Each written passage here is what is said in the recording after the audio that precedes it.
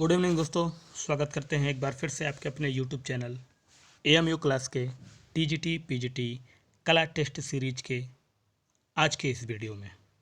मित्रों, क्लास शुरू करने से पहले एक सूचना दूंगा पहले आप लोगों को, क्योंकि कल हमारे चैनल के कमेंट्स बॉक्स पे सूरज जी ने एक सूचना डाला था कि उनको 1500 रुपये लेके पैड बैच के नाम पर कला के क्वेश्चन कहने को ले दिया गया था और उन्हें एनसीईआरटी की फ़ोटोकॉपी बुक की भेज दी गई। ठीक है, तो सूचना ये है मित्रों कि अगर कोई एएमयू क्लासेस के नाम से आपसे नोट्स मांगता है तो इस तरह के भ्रम में मत पड़िएगा। एएमयू क्लासेस ऐसा कोई नोट्स आपको मुहैया नहीं कराता है पैड बैच के नाम पर, कहीं भी कोई मांगे तो, क्योंकि हम आपको फ्री देते हैं। फ्री है सब कुछ, बस आपको यूट्यूब पे देखना है। हमारा रूल है बस समावेशी शिक्षा लागू करना। मैंने समावेशी शिक्षा रूल नियम लागू किया है, यानी सब वर्ग के बच्चे चाहे किसी भी वर्ग से आते हों, गृहिणी हो, कहीं की भी हो, फ्री क्लास यहाँ आपको देखना है। हर वो प्रश्न चाहे वो कितना ही इम्पोर्टेंट हो, ये नहीं है कि स्पेशल मैं किसी के लिए पैड बैच बनाऊं और उसके लिए स्पेशल वीडियो भेजूं और आपके लिए अलग से कुछ और भेजूं। ऐसा कुछ नहीं है। सभी तरह के प्रश्न और वीडियो आपको यहाँ पे मिलेंगे, फ्री मिलेंगे, बस आपको देखना है। तो इसी सूचना के साथ रात 8 बजे ये वीडियो डेली आपकी चलती है ये क्लास, तो जुड़ जाइए। अगर नए हैं तो चैनल को सब्सक्राइब करके बेल आइकन के साथ, वीडियो पसंद आए तो लाइक शेयर और कमेंट करना मत भूलिएगा। तो चलिए पहले प्रश्न को देखते हैं। पहला प्रश्न हमारा आज का क्या है। पहला प्रश्न हमारा पूछ रहा है मित्रों, सीरीग्राफ किसका तकनीकी नाम है। पहले प्रश्न का कहना है जो सीरीग्राफ है उसका तकनीकी नाम क्या है। पहला प्रश्न कमेंट्स करते जाइए फटाफट मेरे उत्तर से पहले, और शाम को 6 बजे टेलीग्राम पे आपके प्रश्न डाले जाते हैं, तो वहाँ सर्च मारिएगा एएमयू क्लासेस लोगो मिलेगा, ज्वाइन हो जाइए। आपके प्रश्न आपके टेलीग्राम पे डाल दिए गए हैं, यानी इस वीडियो को अपडेट होने से, इस वीडियो का 8 बजे देने से पहले आपके प्रश्न टेलीग्राम पे पहुंच चुके हैं। वहाँ आप उस प्रश्न को उत्तर देते रहिए, ठीक है। तो मित्रों, पहले प्रश्न का हमारा राइट आंसर हो जाएगा सिल्क स्क्रीन प्रिंटिंग। क्या होगा? Silk screen printing is the right answer, ठीक है। चलिए आगे बढ़ते हैं प्रश्न संख्या 2 की तरफ। दूसरा प्रश्न आपके स्क्रीन पे है, देखिएगा। प्रश्न का पूछना है, sleep of reason brings forth monsters नामक एचिंग सीरीज को किसने चित्रित किया था।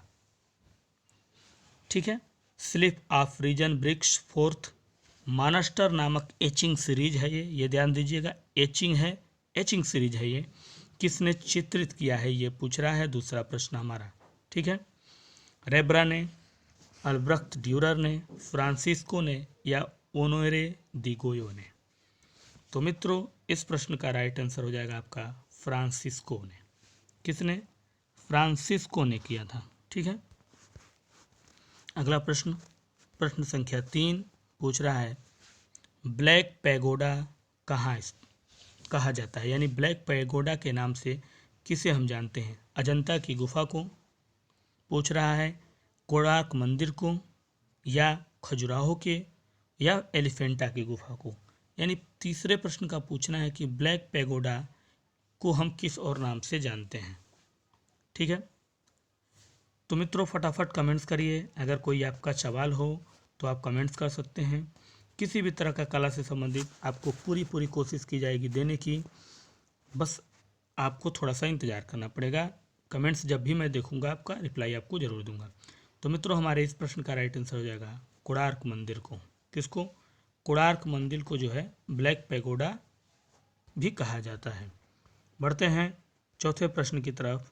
चौथा प्रश्न पूछ रहा है आपसे कि चट्टान काटकर बनाया गया द्रौपदी रथ कहाँ है। द्रौपदी रथ बनाया गया है और वो भी चट्टान काटकर। कहाँ है वो? महाबलीपुरम में है, अजंता में है, पुरी में है, यानी पुरी की जगन्नाथ जो मंदिर है, यानी पूरी रथ यात्रा आपने सुनी होगी, या एलोरा में है। तो मित्रों, कहाँ है ये पूछ रहा है हमारा प्रश्न चौथा। और चौथे प्रश्न का हमारा जो जवाब होगा वो क्या हो जाएगा? महाबलीपुरम में है। चट्टान काटकर बनाया गया द्रौपदी का रथ कहाँ है? महाबलीपुरम में है मित्रों। चलिए बढ़ते हैं पांचवें प्रश्न की तरफ। पांचवा प्रश्न आपके स्क्रीन पे है और प्रश्न संख्या 5 आपसे सिर्फ इतना ही पूछ रहा है कि भारत कला भवन वाराणसी की स्थापना में किसका महत्वपूर्ण योगदान रहा है। भारत कला भवन वाराणसी में। ठीक है, यानी एक प्रश्न आपका यहाँ भी दिख रहा है कि भारत कला भवन कहाँ है, वाराणसी में है। और इसको स्थापना में योगदान देने वाले कौन थे? पंडित जवाहरलाल नेहरू थे, पंडित मदन मोहन मालवीय थे, राय कृष्णदास या आनंद कृष्णदास। तो कौन, किसने इन चारों में से योगदान दिया भारत कला भवन वाराणसी की स्थापना में? तो मित्रों, पांचवें प्रश्न का राइट आंसर हो जाएगा राय कृष्णदास ने। किसने? राय कृष्णदास ने। छठा प्रश्न देखिए, प्रश्न संख्या 6 आपसे पूछ रहा है रीनी घुमाल प्रख्यात यानी प्रसिद्ध हैं किस लिए? छठा प्रश्न का पूछना है रीनी घुमाल जो है किस फील्ड में, किस कला में आपको प्रसिद्धि हासिल किया है, ये पूछ रहा है। मूर्ति कला में, न्यू मीडिया आर्ट में, पेंटिंग के लिए या संस्थापक कला के लिए किस कला के रीनी घुमार प्रख्यात हैं? ठीक है मित्रों, यही है हमारा छठा प्रश्न। और फटाफट ड्रॉप करते जाइए कमेंट्स बॉक्स में कमेंट्स, जो भी आपका कोई भी सवाल हो। तो मित्रों, हमारे छठे प्रश्न का राइट आंसर हो जाएगा सी, पेंटिंग के लिए। किसके लिए? पेंटिंग के लिए रीनी घुमाल प्रसिद्ध हैं। ठीक है, यानी पेंटिंग करती हैं, पेंटिंग के रूप में, कला के रूप में इनको जाना जाता है। आइए प्रश्न संख्या 7 की तरफ बढ़िए। 7वां प्रश्न आपके स्क्रीन पे है, देखिएगा। 7वें प्रश्न का कहना है मृणालिनी मुखर्जी ने किसके निर्देशन में म्यूरल डिजाइन में डिप्लोमा प्राप्त किया था? 7वां प्रश्न है और बहुत अच्छा प्रश्न है, देखिएगा। वैसे आपके कमेंट्स बहुत अच्छे अच्छे आए थे और आपने हमारे वीडियो को पसंद किया और आप पसंद करते हैं, इसके लिए मैं आप सभी का धन्यवाद देता हूं कि आपको मेरे नए नए प्रश्न और अच्छे अच्छे प्रश्नों जो है पसंद आए हैं। तो इसके लिए आपका थैंक यू, और इसी तरह से आप प्यार मोहब्बत बनाए रहिए। आपको एक से एक बेहतरीन प्रश्नों की सीरीज दूंगा, ये मेरा वादा है। तो मित्रों, 7वें प्रश्न का कहना है कि मृणालिनी मुखर्जी जो है म्यूरल डिजाइन में डिप्लोमा प्राप्त की थी किसके निर्देशन में? विनोद बिहारी मुखर्जी के, के.जी. सुब्रमण्यम, सतीश गुजराल या संग्रह सिंह श्याम के? तो इस प्रश्न का राइट आंसर हो जाएगा के.जी. सुब्रमण्यम। तो एक प्रश्न आपका ये भी पूछा जा सकता है सिंपल सा कि मृणालिनी मुखर्जी किस रूप में जानी जाती हैं? तो म्यूरल के रूप में, यानी म्यूरल डिजाइन के रूप में। ठीक है, चलिए 8वें प्रश्न की तरफ बढ़िए। 8वां प्रश्न देखिएगा क्या पूछ रहा है। प्रश्न संख्या 8 का कहना है, 8वां प्रश्न पूछ रहा है आपसे मित्रों कि नई दिल्ली के में स्थित जंतर मंतर का निर्माण किसके द्वारा कराया गया? जंतर मंतर, आपको पता ही होगा कि दिल्ली में धरना वरना आजकल जो है ज़्यादातर चलता है, और धरना कहाँ होता है? जंतर मंतर पे। आपने सुना ही होगा, जंतर मंतर पे दिल्ली में धरना दिया गया, इसके लिए जंतर मंतर पे दिल्ली में धरना हुआ, इसके लिए। तो जंतर मंतर पे ज़्यादातर धरने दिल्ली में आपको दिखाई देंगे। तो वो जंतर मंतर किसके द्वारा बनवाया गया? राजा सवाई सिंह के द्वारा, राजा उमेश सिंह, राजा पटियाला या राजा माधवराव के द्वारा? किसके द्वारा वो बनवाया गया, यही प्रश्न पूछ रहा है आपसे। ठीक है, 8वां प्रश्न का यही कहना है। तो मित्रों, 8वें प्रश्न का जो राइट आंसर हो जाएगा वो हो जाएगा राजा सवाई सिंह। ये द्वितीय है, ये द्वितीय नहीं टाइप हुआ है, राजा सवाई सिंह द्वितीय। ठीक है, प्रथम और द्वितीय में हुआ, तो याद रखिएगा राजा सवाई सिंह द्वितीय ने जंतर मंतर का निर्माण करवाया था। और इस प्रश्न का एक और जानकारी मैं आपको दे देना चाहता हूँ, यानी इसका राइट आंसर ए होगा। उसके अलावा एक जानकारी मैं आपको देना चाहता हूँ, जंतर मंतर दिल्ली के अलावा जो है जयपुर में है। ठीक है, उज्जैन में है मित्रों, ध्यान से देख लीजिए, जयपुर, उज्जैन, आपका मथुरा में है। ठीक है, मथुरा और वाराणसी में भी आपका है। 1 2 3 4 और एक ये आपका 5 हो गया। ठीक है, इतनी जगह पे जनता, और ये सभी राजा सवाई सिंह ने ही बनवाया है, ये भी एक अच्छी बात है। राजा सवाई सिंह द्वितीय ने ही बनवाया है, नई दिल्ली में भी, मथुरा में भी, वाराणसी में भी, जयपुर में भी और उज्जैन में भी। लेकिन आपको सिर्फ कमेंट इतना करना है कि आप हमें कमेंट्स करके बताएंगे कि जंतर मंतर जो राजा सवाई सिंह द्वारा जहाँ जहाँ भी बनवाया गया, इसमें सबसे बड़ा कौन सा जंतर मंतर सा है? सबसे बड़ा जंतर मंतर किसको माना गया है? ठीक है, कौन सा सबसे बड़ा जंतर मंतर है राजा सवाई सिंह द्वितीय द्वारा बनवाया गया? ठीक है, कमेंट्स जरूर करिएगा। आइए 9वां प्रश्न की तरफ चलिए। 9वां प्रश्न आपकी स्क्रीन पे है मित्रों। प्रश्न का पूछना है कि दृश्य कलाओं के क्षेत्र में बस्ट का तात्पर्य क्या है। बस्ट, इसका अर्थ क्या होता है विजुअल आर्ट के यानी दृश्य कला के क्षेत्र में। ठीक है, 9 नंबर प्रश्न हमारा यही पूछ रहा है। ठीक है, मूर्ति प्रतिमा के रूप में जाना जाता है, पूछ रहा है संपूर्ण दृश्य प्रतिमा के रूप में, खंडित प्रतिमा के रूप में या आवाच्य प्रतिमा के रूप में दृश्य कला के क्षेत्र में बस्ट के से तात्पर्य इनमें से किस प्रतिमा के रूप में हम जानते हैं। तो ड्रॉप करिए फटाफट आंसर और अपने उत्तर को। आप देख रहे हैं 20+ प्रश्नों की सीरीज और टोटल प्रश्नों में आज भी हमको देखना है हमारे साथी लोग कितना सही करते हैं। वैसे कल आपका प्रश्न बहुत सारे सही थे और बहुत अच्छे अच्छे जो है परफॉर्मेंस थे आपके। ये देख के मेरा दिल बहुत खुश हुआ और जान लीजिए कि आप के परफॉर्मेंस से ही मुझे हिम्मत मिलती है, तो ये बनाए रखिए रेगुलरली। ठीक है, तो मित्रों हमारे इस 9 नंबर प्रश्न का राइट आंसर हो जाएगा आवाच्य प्रतिमा। बस्ट का जो तात्पर्य है दृश्य कला में वो है आवाच्य प्रतिमा। ठीक है, प्रश्न संख्या 10 की तरफ बढ़ जाइए। प्रश्न संख्या 10 देखिए आपके स्क्रीन पे है और प्रश्न संख्या 10 पूछ रहा है आपसे, यूरोप की आधुनिक चित्रकला में कलाकार पॉल गागिन किस कलावाद से जुड़े हैं। ठीक है, यूरोप यानी आपका पाश्चात्य कह लीजिए, वही चीज़ है। यूरोपीय कला या पाश्चात्य कला के जो आधुनिक चित्रकला के कलाकार पॉल गागिन, यानी यूरोप में आधुनिक कला के कलाकार पॉल गागिन जो है किस वाद से जुड़े हैं। अति यथार्थवाद से जुड़े हैं, जंगलवाद से, घनवाद से या भविष्यवाद से। 10 प्रश्न का बस इतना ही पूछना है कि आधुनिक कलाकार पाश्चात्य के पॉल गागिन किस कला से जुड़े हैं। तो मित्रों वो जुड़े हैं जंगलवाद से। किससे? जंगलवाद से जुड़े हैं, यानी 10वें का राइट आंसर आपका हो जाएगा बी। ठीक है, आइए प्रश्न संख्या 11 की तरफ बढ़ जाइए। आइए 11वां प्रश्न देखिएगा आपसे क्या पूछ रहा है। 11 नंबर प्रश्न का पूछ रहा है मित्रों, उस यूरोपीय, उसी है टाइप हो गया, उस यूरोपीय चित्रकार का नाम बताइए जिसने भारत में इंजेल तथा आयल पेंटिंग का श्री गणेश किया। इंजेल और आयल पेंटिंग का श्री गणेश किया, उस चित्रकार का नाम बताना है। यूरोपीय चित्रकार मतलब पाश्चात्य चित्रकार का उस नाम बताना है जिसने भारत में इंजेल और आयल पेंटिंग का श्री गणेश किया, मतलब शुरुआत। श्री गणेश करना मतलब शुरुआत करना। ठीक है, 11वां प्रश्न ये पूछ रहा है, टिकी केटल, विलियम डैनियल, रेनाल्ड्स या इनमें से सभी किसने किया। ठीक है, तो मित्रों हमारे इस प्रश्न का राइट आंसर हो जाएगा सभी ने किया था। इन तीनों ने जो है श्री गणेश किया था, इंजेल और आयल पेंटिंग का चित्रकार के रूप में पाश्चात्य कलाकार। ठीक है, ये सभी होंगे। चलिए प्रश्न संख्या आपका ये था 11 और आप पढ़ते हैं 12 की तरफ। 12वां प्रश्न आपके स्क्रीन पे देखिएगा। 12वां प्लस 20+ प्रश्नों की सीरीज का 12वां प्रश्न आपके स्क्रीन पे पूछ रहा है, उस चित्रकार का नाम बताइए जिसने मुंबई में लिथोग्राफ प्रेस खोला। मुंबई में खोला लिथोग्राफ प्रेस, उस चित्रकार का नाम बताना है आधुनिक। क्या वो NS बेंद्रे थे, राजा रवि वर्मा, FN सुजा, M आचरेकर। तो इस प्रश्न का उत्तर तो बहुत जल्दी मेरे ख्याल से ड्रॉप कर दिया गया होगा आपके द्वारा, उम्मीद करता हूँ। और टेलीग्राम पे जाके जरूर जुड़ जाइएगा, अगर जो नए हैं वो टेलीग्राम पे जाके ज्वाइन हो जाएं। AMU क्लासेस सर्च मारे, लोगो आपको वहाँ मिलेगा।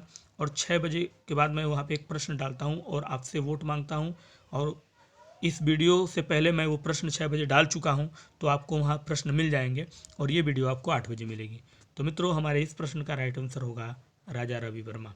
राजा रवि वर्मा ऑयल पेंटिंग के लिए जाने जाते हैं और भारतीय आधुनिक कला के चित्रकार जिन्होंने लिथोग्राफी प्रेस की स्थापना मुंबई के घाटकोपर में की थी। चलिए आगे बढ़ते हैं। प्रश्न संख्या 12वें प्रश्न की तरफ बढ़िए। इसको थोड़ा छोटा करिए, स्क्रीन पे दिखाई दे। चलिए प्रश्न संख्या आपका क्या हो गया 12 हो चुका है मित्रों, 13 है ये। ठीक है, 12 हो चुका है, 13। रविन्द्रनाथ टैगोर जिन्हें भारत का प्रथम आधुनिक कलाकार माना जाता है, ध्यान दीजिएगा, प्रथम आधुनिक कलाकार माना जाता है, कहा नहीं गया, माना जाता है। ठीक है, भारत का रविन्द्रनाथ टैगोर को। लिखा है आगे, का आत्मचित्र यूरोपीय आधुनिक कला के किस बात से प्रभावित है। यानी रविन्द्रनाथ टैगोर जिन्हें भारत का प्रथम आधुनिक कलाकार माना जाता है, उनका जो आत्मचित्र है, ठीक है, ये जो आत्मचित्र है उनका, वो पाश्चात्य के आधुनिक कला के किस वाद से प्रभावित है? अति यथार्थवाद से, भविष्यवाद से, घनवाद से या प्रभाववाद से? किस वाद से प्रभावित है आत्मचित्र भारत के रविन्द्रनाथ टैगोर का? ठीक है, तो मित्रों हमारे इस प्रश्न का राइट आंसर हो जाएगा अति यथार्थवाद। क्या हो जाएगा? अति यथार्थवाद। 13 का राइट आंसर ए। आइए 14 नंबर प्रश्न की तरफ बढ़िए। 14वां प्रश्न देखिएगा आपके स्क्रीन पे है, और 14वां प्रश्न पूछ रहा है भारत की लोक कला में किस तत्व का कोई स्थान है? किस तत्व का भारत की लोक कला में कोई भी स्थान नहीं है? 14 नंबर प्रश्न यही पूछ रहा है। नव्य का, तर्क का, सृजनशीलता का या ये सभी? इन तीनों में से क्या इन तीनों में से लोक कला में तत्व का कोई स्थान नहीं है या है? ठीक है, तो मित्रों इस प्रश्न का यानी प्रश्न संख्या 14 का राइट आंसर हो जाएगा डी, उपर्युक्त में से सभी का कोई स्थान नहीं है। कोई स्थान नहीं है किसमें? भारत की लोक कला में, याद रखिएगा। चलिए 15वें प्रश्न की तरफ बढ़ जाइए। प्रश्न संख्या 15 आपके स्क्रीन पे है, 15वां प्रश्न, और प्रश्न का सिर्फ इतना ही पूछना है कि लिनोकट तकनीक के द्वारा दांडी यात्रा की प्रसिद्ध छापा कला किसने बनाई? लिनोकट तकनीक के द्वारा दांडी यात्रा का जो छापा कला है वो किसने बनाई है? राजा रवि वर्मा ने, विनोद बिहारी मुखर्जी ने, रविंद्रनाथ टैगोर या नंदलाल बोस ने? ठीक है, बड़ा ही बेहतरीन प्रश्न है, इंपॉर्टेंट प्रश्न है। 20+ प्रश्नों की सीरीज में ये भी एक, और टोटल प्रश्नों का आज भी कमेंट करेंगे कितना सही आपका जाता है। और हमारे 15वें प्रश्न का पहले राइट आंसर जो होगा वो होगा नंदलाल बोस। अब इसमें एक ये भी प्रश्न में चेंजिंग कर सकता है कि आपसे पूछ देगा कि दांडी यात्रा किस तकनीक में बनी है? दांडी यात्रा, प्रसिद्ध छापा कला दांडी यात्रा किस तकनीक में बनी है? तो लिनोकट तकनीक में बनी है। ठीक है, आइए 16वें प्रश्न की तरफ बढ़िए। प्रश्न संख्या 16 आपके स्क्रीन पे है मित्रों, और 16वां प्रश्न पूछ रहा है कि आधुनिक भारतीय चित्रकार जिसके चित्रों में पाश्चात्य संयोजन एवं यथार्थवाद का प्रभाव है। भारतीय आधुनिक यानी आधुनिक भारतीय चित्रकार हैं और उनके चित्रों में जो है पाश्चात्य, ठीक है, पाश्चात्य संयोजन और यथार्थवाद का प्रभाव दिखाई देता है। वो चित्रकार कौन है?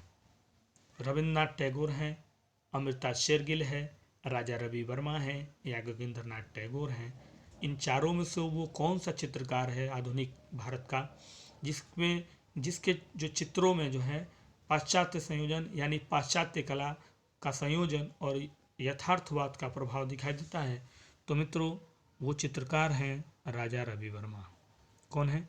राजा रवि वर्मा पौराणिक कथा के लिए जाने जाते हैं, और पौराणिक कथाओं के देवी देवताओं का चित्र उन्होंने ज़्यादा जो है बनाया था। तो और ऑयल पेंटिंग को लाने वाले पहले भारत में वही हैं, ऑयल पेंटिंग के रूप में इस्तेमाल करने वाले। तो उनके चित्रों में पाश्चात्य संयोजन और यथार्थवाद का प्रभाव दिखाई देता है। 17वें प्रश्न की तरफ देखिए। प्रश्न संख्या 17 आपसे क्या पूछ रहा है? पूछ रहा है कि कौन चित्रकार है जो ऐसा मानता है कि चित्र के रंग हाथों से नहीं भरे जाते अपितु रंग विधान मस्तिष्क की देन है। ये कह लीजिए एक तरह से कोटेशन है ये। ठीक है, ये क्या है? ये मित्रों एक कोटेशन है एक कलाकार के द्वारा इनमें से किसी कहा हुआ, और वो पूछ रहा है कि वो कौन कलाकार है जिसने कहा था कि चित्र में रंग हाथों से नहीं भरे जाते अपितु रंग विधान मस्तिष्क की देन है। क्या वो लियोनार्डो दा विंची ने कहा था, माइकल एंजेलो ने, बेत्तिचेली ने या राफेल ने? ठीक है, 17वां प्रश्न यही पूछ रहा है, और 17वें प्रश्न का हमारा जो सही जवाब होगा वो हो जाएगा आपका बी, माइकल एंजेलो ने। किसने कहा?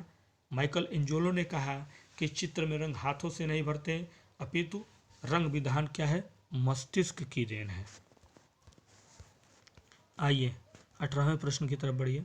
प्रश्न संख्या 18 पूछ रहा है आपसे 18 कि इनमें से कौन एक प्रसिद्ध जंगलवादी चित्रकार है? ठीक है, जंगलवादी चित्रकार के रूप में हम किसे जानते हैं? माने को, मोने को, मातिस को या मोद्रिया को? यूरोपीय शैली का वो कौन सा कलाकार है, यूरोपीय शैली का, जिसे हम जंगलवादी चित्रकार के रूप में पुकारते हैं, जानते हैं? तो मित्रों, वो चित्रकार आपका जो है वो है मातिश। कौन है? मातिश है। ठीक है, आगे बढ़िए 19 नंबर प्रश्न की तरफ।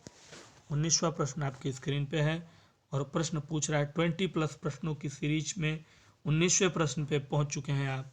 और 19वें प्रश्न का यही पूछना है कि किस कलाकार की तुलिका आघातों को रेंगता हुआ सर्प कहा गया। यानी किस कलाकार की तुलिका को आघातों का रेंगता हुआ सर्प कहा गया। ठीक है, बहुत ही बेहतरीन प्रश्न और वेरी इंपॉर्टेंट प्रश्न है अपने आप में ये। पाल गागिन को, वान गाग को, मुंस को या विलियम ब्लैक को इनमें से किस कलाकार की तुलिका को, तुलिका मीन्स आपको समझ में आ रहा है, तुलिका का मतलब यहाँ किससे है? ब्रश से है। किससे है? ब्रश से है तुलिका का मतलब। आघातों का रेंगता हुआ सर्प कहा गया। तुलिका को आघातों का रेंगता हुआ सर्प कहा गया। मित्रों, वो कहा गया वान गाग। किसको कहा गया? वान गाग। ठीक है, आपसे प्रश्न ऐसे ही पूछ सकता है कि वान गाग की तुलिका को निम्न में से क्या कहा गया? तो आघातों का रेंगता हुआ सर्प कहा गया। ठीक है, यह भी प्रश्न पूछ सकता है। आइए प्रश्न संख्या 20 की तरफ बढ़िए। 20वां प्रश्न आपके सामने है। 20+ प्रश्नों की सीरीज में आप 20वें प्रश्न पे इस समय हैं और 20वां प्रश्न आपसे सिर्फ इतना ही पूछ रहा है कि भारतीय समकालीन कला के युग में कोलकाता ग्रुप की स्थापना की किसने? कोलकाता ग्रुप की स्थापना करने वाले समकालीन कलाकार इनमें से कौन से हैं? राम किंकर बैज, रथिन मित्रा, परितोष सेन या निरोध मजूमदार। तो कौन है वो समकालीन कलाकार जिसने कोलकाता ग्रुप की स्थापना की इनमें से? मित्रों, सूचना एक बार और जान लीजिए। आज कल हमारे कमेंट में सूरज जी ने दिया तो मुझे झटका लग गया और मेरे दिमाग में यही आया कि हो सकता है मेरे चैनल के नाम से भी भाई कोई मंगा ले, इस तरह से धोखा भी दे सकता है। तो AMU क्लास के नाम से अगर कोई भी आपसे मांगता है नोट्स कि पेड बैच है, मैं AMU क्लास का हूँ, तो हमसे ज़रूर संपर्क करिएगा, क्योंकि हमने ऐसा कोई सुविधा नहीं रखा है। हमने फ्री क्लास रखा है, समावेशी शिक्षा AMU क्लास मानता है और उसी को चलाता है। ठीक है, तो मित्रों, हमारे इस प्रश्न का राइट आंसर हो जाएगा, यानी 20वें प्रश्न का राइट आंसर हो जाएगा निरोध मजूमदार। निरोध मजूमदार जो है वो कोलकाता ग्रुप के संस्थापक हैं। ठीक है, 20 का राइट आंसर डी होगा। चलिए 20+ प्रश्नों में अब हम 21 प्रश्न की तरफ बढ़ते हैं और 21वां प्रश्न आपके स्क्रीन पे इतना ही बस पूछ रहा है आपसे कि कला एक संसार नहीं किंतु संसार को समझना कला है, समझना कला हमें तैयार करती है। यह किसका कथन है? यानी कला एक संसार नहीं किंतु संसार को समझना कला है, हमें तैयार करती है। किसका कथन है? ये कोटेशन किसका है? कोशियो मलिक का, KG सुब्रमण्यम का, ज्योतिष जैन या कृष्ण चैतन्य का? तो किसका है ये कमेंट्स करिए। आप लोग के कमेंट्स बहुत अच्छे अच्छे कल आए थे। आपने हमारे वीडियो को पसंद किया, हमारे प्रश्नों को पसंद किया, इससे हमारी मेहनत सफल दिखाई देती है। बस मैं इतना ही जानता हूँ और मुझे खुशी मिलती है कि आपको मैं इतने अच्छे अच्छे प्रश्न दे पा रहा हूँ, यही मेरे लिए गर्व की बात है मित्रों। तो AMU क्लास आपके इन कमेंटों का और आप लोगों का तहे दिल से धन्यवाद देता है। और 21वें प्रश्न का जो राइट आंसर देगा वो आपका हो जाएगा केशव मलिक। क्या होगा? केशव मलिक ने ये कोटेशन कहा है। ठीक है, 22वें प्रश्न की तरफ बढ़िए। प्रश्न संख्या 22 देखिएगा क्या पूछ रहा है। 22वां प्रश्न आपसे पूछ रहा है उत्तर प्रदेश के उस प्रसिद्ध कलाकार का नाम बताइए जिसका जन्म नरेंद्र नगर टिहरी गढ़वाल में हुआ। जन्म हुआ नरेंद्र नगर टिहरी गढ़वाल। ठीक है, और रहने वाले कहाँ के हैं? उत्तर प्रदेश के।